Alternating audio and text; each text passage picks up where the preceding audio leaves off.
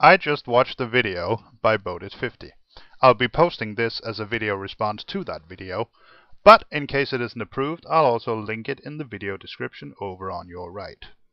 Now, the whole point of his video, and a point that theists make time and time again, is that your behavior is determined by your beliefs.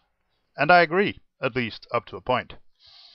It is greatly influenced by your nature too, of course, and the fact that certain traits have been bred into you by the process of evolution.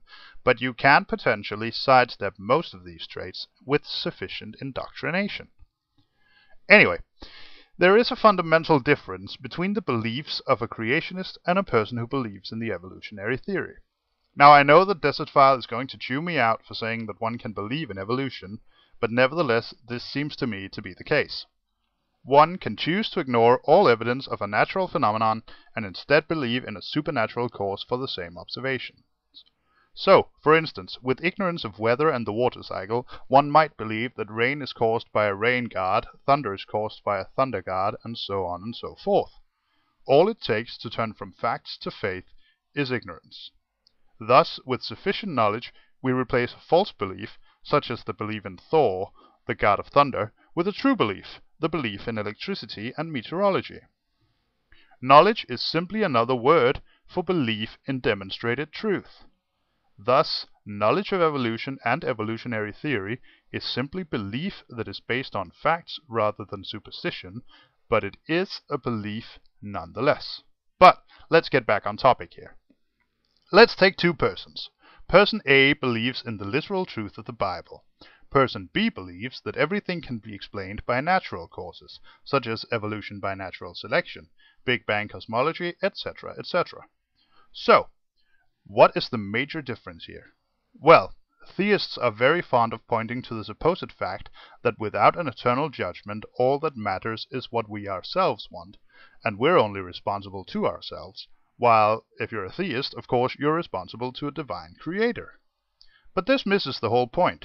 The point is, as Bodit50 also points out in his video, that person A believes that death is only the beginning, while person B believes that this life is the only one we'll get, and death is the permanent end of it. So let's look a little deeper here.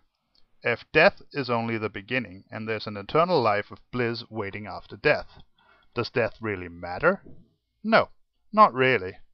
In fact, Paul himself says as much in his letter to the Philippians, when he says, "For to me to live is Christ, and to die is gain." To die is gain? Death is a good thing, because after death awaits an eternity with God. It should be quite obvious that this mentality leads very quickly to a disregard for life, not only one's own life, but life in general. To the non-believer, person B, however, if this life is the only one we get, we'd better take good care to keep it and enjoy it while we can. Suddenly, life gets a whole new meaning. It becomes almost sacred.